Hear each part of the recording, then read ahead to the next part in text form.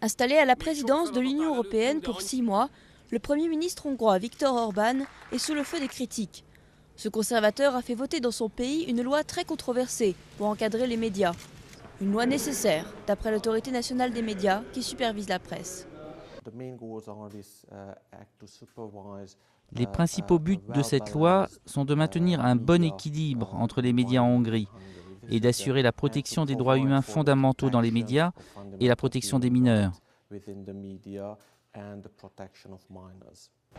Mais la presse n'est pas d'accord. Au Népszavagyság, le principal quotidien du pays, on s'inquiète du pouvoir grandissant de l'autorité nationale des médias, dont les membres sont tous proches du pouvoir. Elle a désormais le droit d'infliger de lourdes amendes à ceux qui ne respecteraient pas les règles, comme un droit de vie et de mort sur la presse. Le problème, c'est qu'ils interdisent certains comportements, sans rentrer dans les détails. Donc c'est eux qui décident si vous travaillez de façon neutre ou factuelle dans la couverture des nouvelles nationales.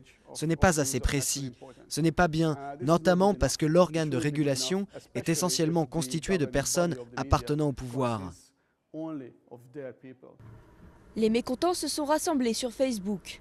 Leur groupe, 1 million de Hongrois pour la liberté de la presse, recense déjà plus de 60 000 fans. Pour eux, pas question de politique, c'est la défense des valeurs démocratiques qui les anime. Ils postent des vidéos sur Internet et appellent à des manifestations dans les rues. Ce n'est pas pour s'opposer au gouvernement ou autre, ce n'est pas politique. Nous sommes juste des êtres humains civilisés qui ont le droit à l'accès à l'information et le droit de penser pour eux-mêmes.